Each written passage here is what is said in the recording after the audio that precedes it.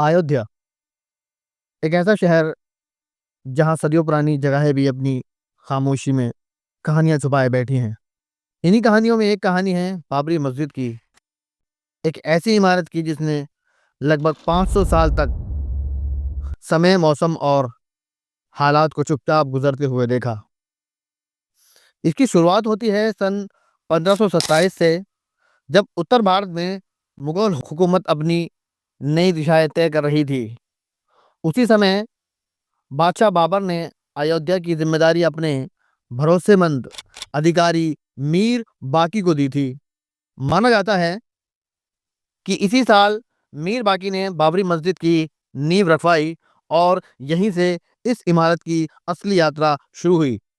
1527 में नींव डलवाने के बाद इसका निर्माण लगातार आगे बढ़ता गया। स्थानीय कारीगरों, शिल्पकारों और राजमिस्त्रियों ने महीनों तक मेहनत कर मजबूत पत्थरों को तराशा, चूने गारे की दीवारें बनाई और मेहराबों को तैयार किया। यह पूरा काम लगभग 1 साल तक चला और 1527 के आखिर से 1528 की शुरुआत तक यह मस्जिद पूरी तरह से खड़ी हो चुकी थी। इसकी बनावट में उस दौर की मुगल सादगी साफ दिखाई देती थी।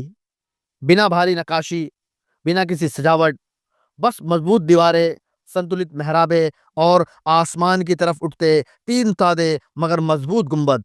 इसका आंगन खुला और शांत था, जहां से अयोध्या का नीला आसमान साफ दिखता था। इसके बाद शुरू हुआ इसका असली सफर, एक लंबा और शांत सफर, जिसमें इस इमारत ने गर्मियों की तेज धूप, सर्दियों की ठंड, बारिश की बूंदें और उन कदमों की आहटें महसूस की जो सदियों तक इसके आंगन में गूंजती रहीं। समय के साथ इसका ढांचा पुराना हुआ, पत्थर मौसमों में घिरे, मगर फिर भी यह अपनी पहचान और मजबूती के साथ खड़ी रही।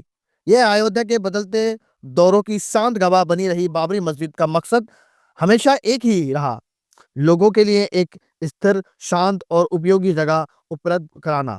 इसने 5 सदियां तक अयोध्या के समाज और उसकी रोजमर्रा की जिंदगी को करीब से महसूस किया। बाबरी मस्जिद की ये कहानी सिर्फ एक इमारत की कहानी नहीं, बल्कि उन हाथों की मेहनत की कहानी है जिन्होंने इसे बनाया, उन मौसमों की कहानी है जिन्होंने इसे बदला, और उस शहर की कहानी है जिसकी यह सदियों तक एक शांत हिस्सा बना रही। इतिहास में कुछ इमारतें सिर्फ पत्थर से नहीं बनती, वह समय, मेहनत और यादों से बनती हैं। बाबरी मस्जिद भी ऐसी ही एक इमारत थी जो अपनी सादगी और मजबूती के साथ इतिहास के पन्नों पर हमेशा दर्ज रहेगी।